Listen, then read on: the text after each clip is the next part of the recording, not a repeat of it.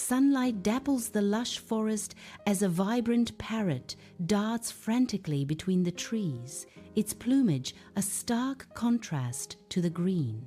The parrot circles above a parched pond bed, its cracked mud a grim testament to the relentless drought. "Caw, caw, I need water," the parrot cries, its voice echoing in despair.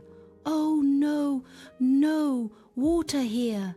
Sunlight warms the riverbank as a tired parrot finds the inviting river, its eyes gleaming with renewed hope. The parrot freezes, spotting a massive tiger drinking peacefully, its bold stripes a stark warning. Hidden behind a tree, the parrot's heart races as the tiger's voice echoes.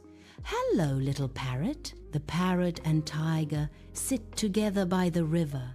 The parrot sips water, feathers ruffled by the breeze. The parrot sings a cheerful song, its voice light and free, as the tiger listens with amusement. "Thank you, my friend," the parrot chirps.